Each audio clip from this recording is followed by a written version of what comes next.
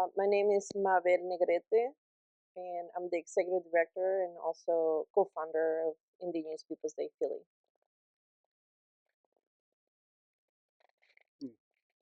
My name is Eugene Blackco, and I'm on the board of Indigenous Peoples Day Philly.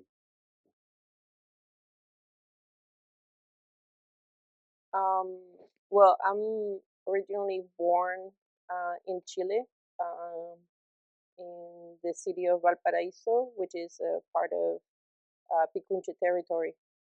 Um, so, and I'm part of the population which is mestizo, which is of indigenous and or primarily of Mapuche and also of other territories from the region, um, and also with the Spanish, which were the first people to come from Europe into Chile back in 1536.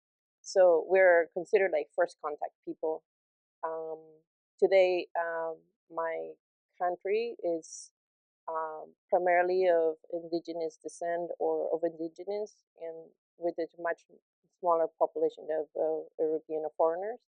Although that has changed over the course of since the World War I and World War II, because of the influx of people from like foreigners, you know. So, and I moved to United States in 1988. Um, the beginning of that year, in the West Coast, San Francisco Bay Area, and my upbringing was primarily, you know, within like the immigrant communities in the Bay Area. Um, and I went to high school, and then I went back to Chile in my when I was 18 years old, and then returned to the United States in when I was turning or after 21. Um, in any case, so my identity has shaped my cultural relationship to not only to um, you know the larger population in the United States, but it's also I always associated myself with the indigenous and mestizos community of within the United States, whether people are who are coming from Mexico or for the First Nation or First people here of you know of the region back then in the West Coast, and then when I moved to the East Coast, has always gravitated to the community. So um, now, well, I'm 52. It's been a while, and by 2016, we were um, kind of like many people from my community here in Philadelphia. We kind of gravitated with each other, and we started protesting or supporting the Standing Rock um, standoff that was happening in North Dakota. Um, so we led a lot of the marches and a lot of the uh, city shutdowns of the time to bring attention to what was happening in South Dakota and North Dakota, but also that brought attention to what we needed to do here in Philadelphia, because there was a lack of understanding um, who is indigenous to the continent, not just to the United States, but the entire continent, and the legacy of our cultural, I would say, influence in every single nation state, whether it's United States, Canada, Mexico, and so forth, even my country, Chile. So um, it became clear at that time by 2017, several of us, whether some of them from were like Taino, Mohawk, or Haudenosaunee, you know, Diné, and so forth, um, that we came together to um, kind of start Indigenous Peoples Day as a way of like educating the public, one, and then also to have a space for us to celebrate ourselves and kind of like create like this pan-indigenous uh, union and support with each other, because also we have been um, because of colonization and colonialism, you know, and it's still like nation states are still functioning under set of colonialism. we're sometimes divided, or also because of the I say how our culture has also been changed and shifted, because of forced assimilation, um, also ethnogenocide. We have been kind of like, how you say, not brainstorm, how you say, brainwash, into believing, that our cultures are no longer important, or the fight for maintaining our culture is very hard. So anyhow, so we made it at that time important. It started to be very important, including for myself, um, that we needed to bring attention and educate. Um, so yeah, that's, I would say that's how I came around to be here. Eugene. My name is Eugene Black Crow, and I'm a member of the Oglala Sioux tribe from Pine Ridge Indian Reservation. And I'm from a small community over there called Wakapamni Lake. Uh, I first came to Philly in 2018, and that's when I heard about Indigenous Peoples Day, Philly, because back home we have an Indigenous Peoples Day too, but on the same day, but we changed Columbus Day to Indigenous Peoples Day back in 1990. But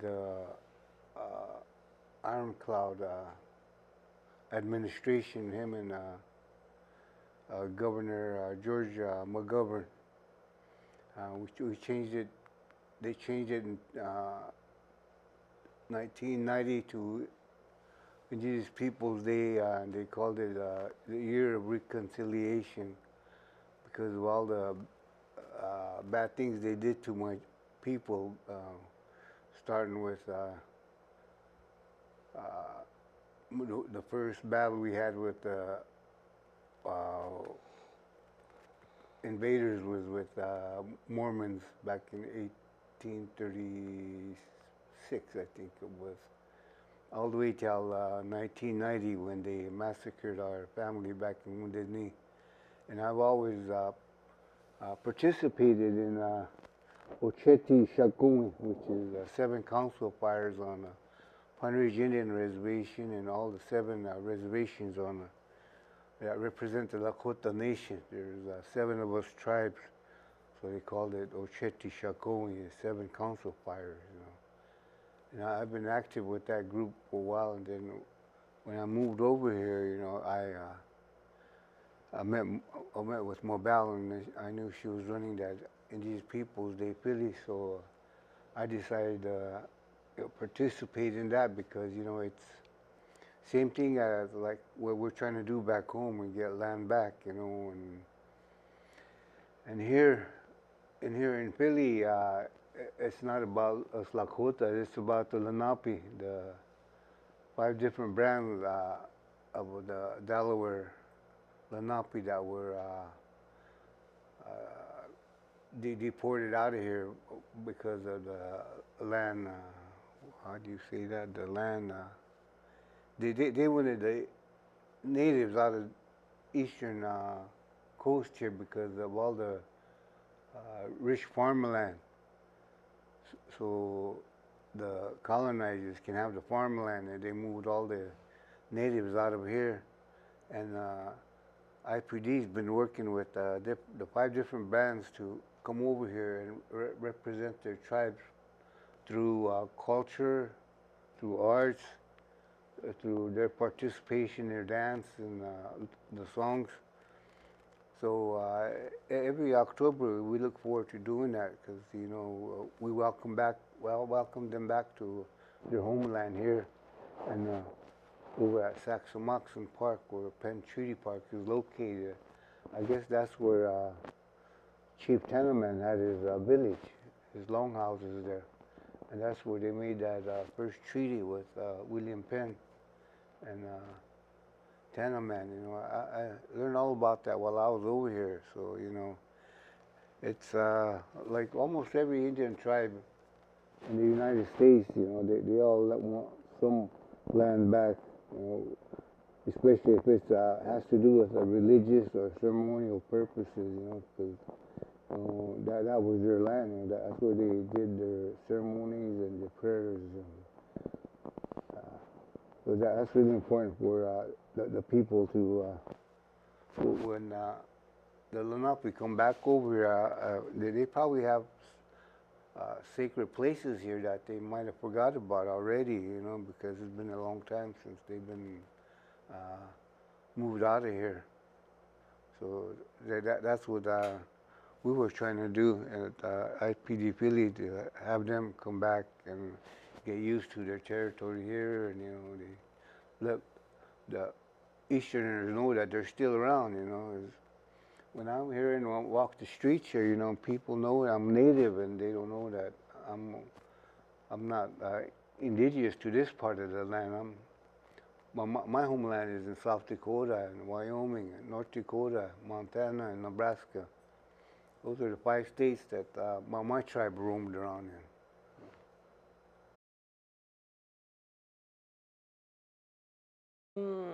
So just for the general public, so just to clarify, so land back, it is a indigenous-led movement across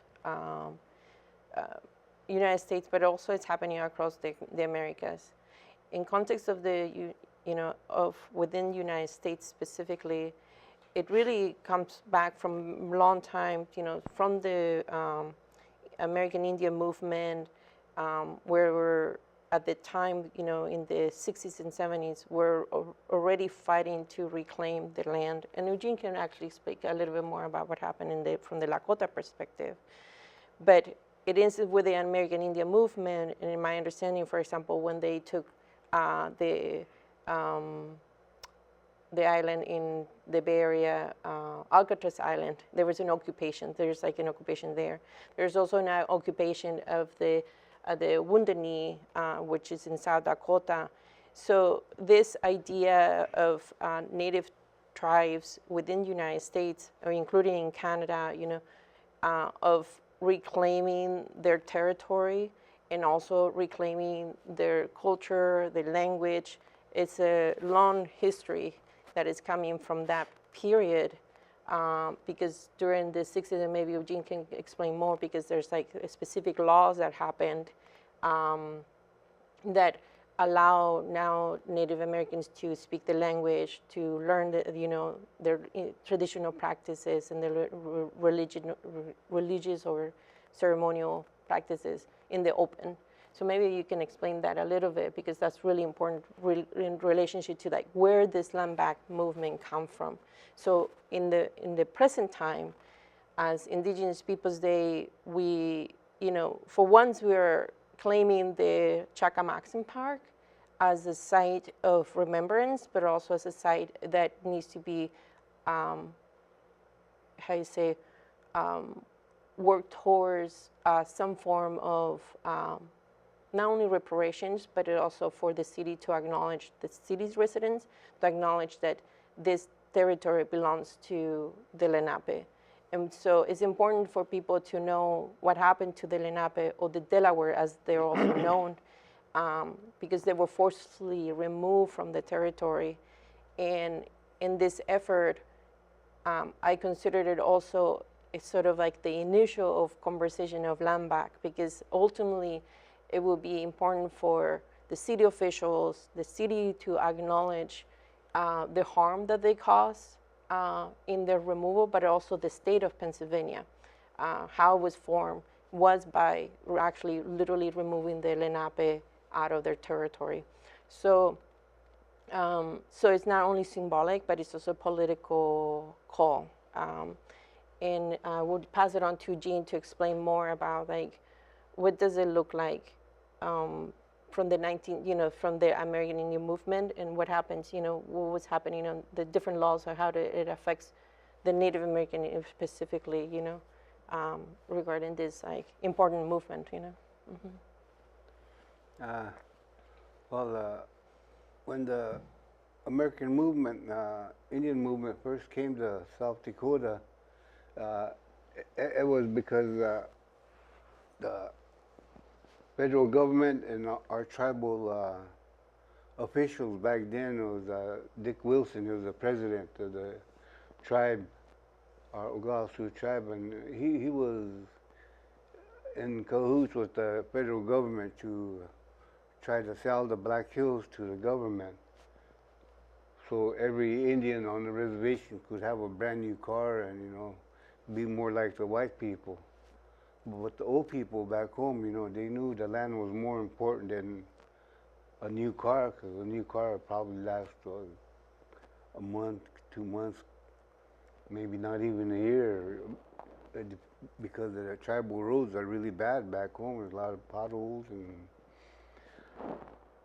so the car won't last very long, but the land will be there forever, And the Black Hills were promised us through the 1851 treaty, the Fort Laramie Treaty, which promised us the land that was connected to part of Nebraska, South Dakota, North Dakota, Montana, and Wyoming. 5 states there where we roamed.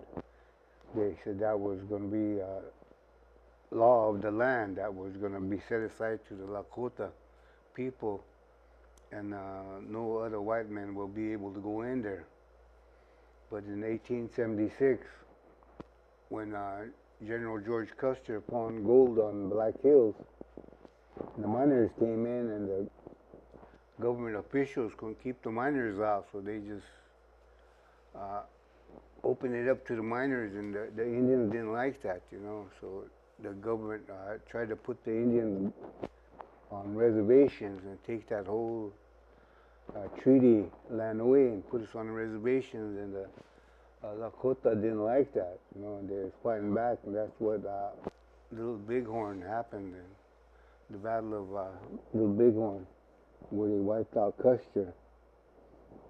But still, we lost the battle after that, because we won one battle, but there were more people coming in to back them up, and there were more bullets, more guns, more cannon, and all we had was bow and arrow and spears, and we had rawhide shields that won't stop a bullet, So they defeated us and put us on the reservation, and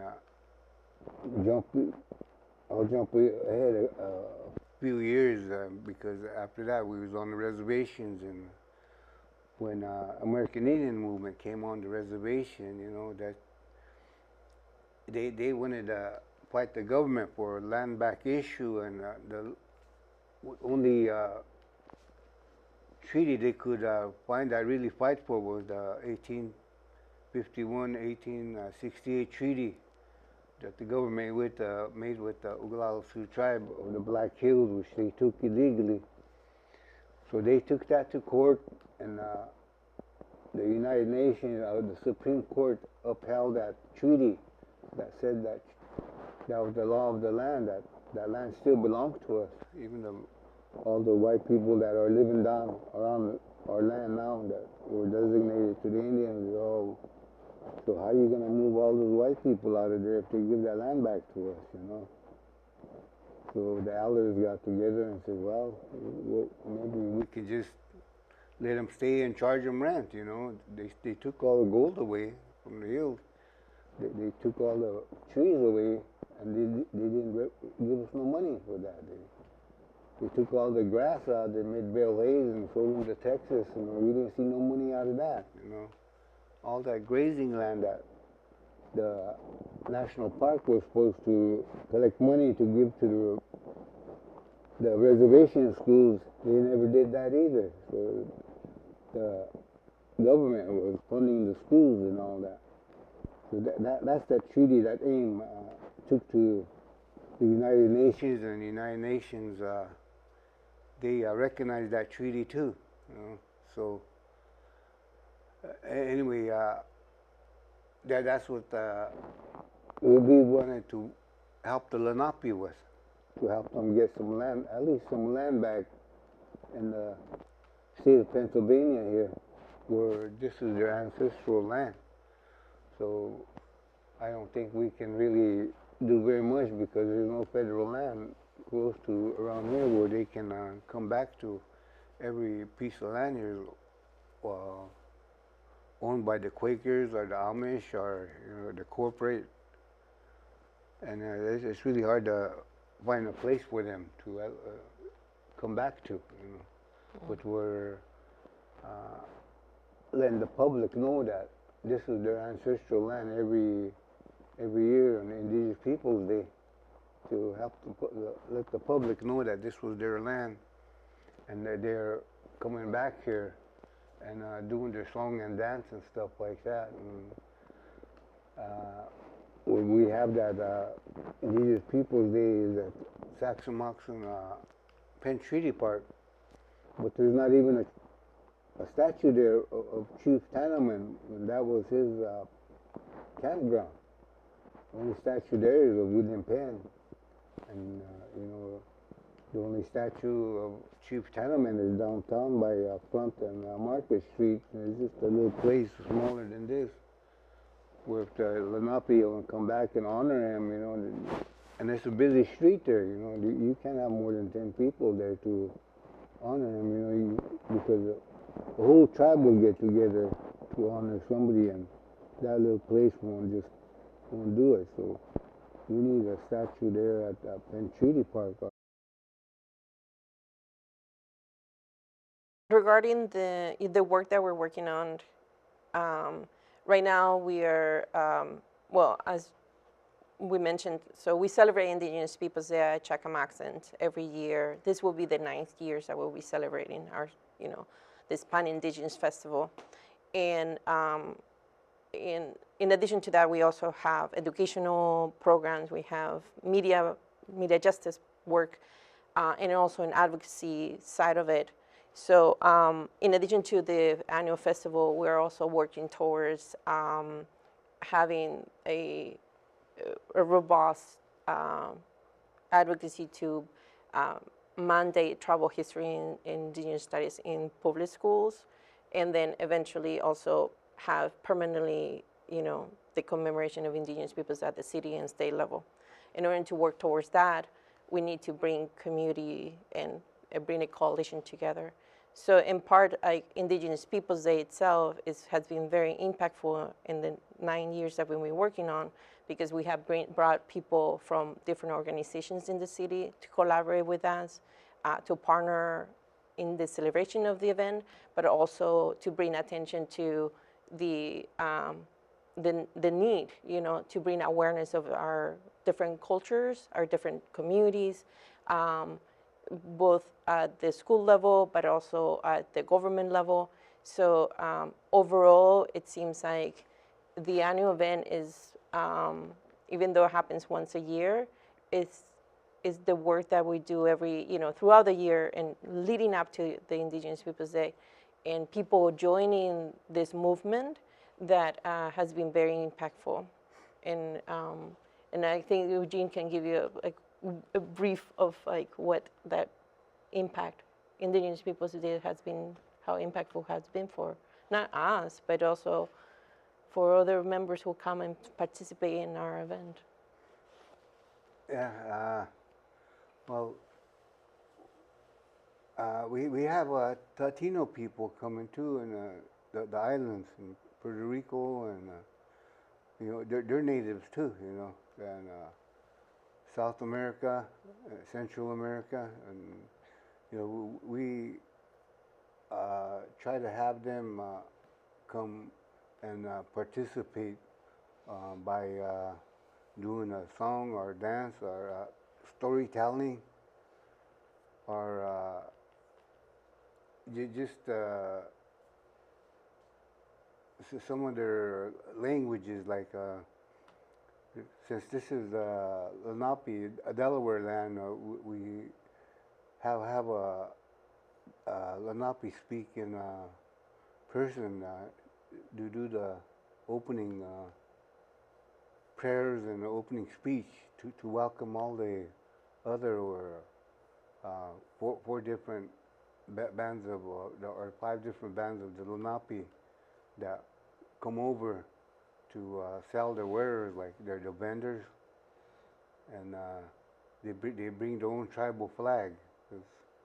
It's just like every different band, they have a tribal flag, like to every country in the world. You know, they have their own flag. So just like we have our own tribal flag too, and the Oglala Sioux tribal, and it's try to inform the people, the crowd out there that you know this was the Lenape land, you know, and they're back here, you know, doing some of their tradition, you know, so some of their culture that they did before, and they're still doing, you know. So the we go to colleges and schools too to you know let them know that we're still around, that the natives are still around. Like we went to Asian school, and Mobile did a workshop there and made cornhusk dolls, and those little kids really loved that, you know. Then we helped Villanova start their powwow, their annual powwow over there, and we showed them how to, told them how to do it, and like we do back home. But I told them that well, you guys are Eastern Indians, so you guys have different traditions, different cultures. So I'm just telling you about how we do it back home. So you might want to get a hold of elders in this area and do it that way, you know, because we do some things different than other tribes, you know. Other tribes do different things than other tribes too, you know. So we're not all the same, you know. They're just like all the other countries in the world are not the same, but you know they interact, you know, they trade, they trade ideas and food and whatever, you know. So you know we try to inform people that you know that still happens, you know. People recognize each other as same but different, you know.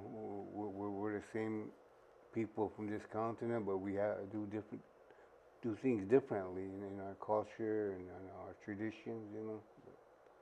So that's really important to keep your language alive, because that language is connected to that culture. If you don't have that language, and you'll be practicing a culture that you don't understand. So language is really important. That's where when we were first put on the reservation, the government came over and took our kids away and put them in a boarding school to assimilate them into the white man way of living. They're taking our language away. And a lot of us that I went boarding school myself, but I retained my Lakota language with my grandparents and my parents back home, you know. And you know, I got hit quite a few times by talking my own language in the boarding school. You know, they don't want you to do that. You know, if you catch you doing that, they'll hit you. You know, they'll spank you. You know, to keep speaking English. You know, they wanted to beat the Indian out of you, beat the language out of you, so you can speak only English. And then when the whole tribe starts speaking English, there's no culture, there's no language there, and then they'll take the land away because they'll say, oh, there's not Indian no more, you know. They don't have their language no more, you know.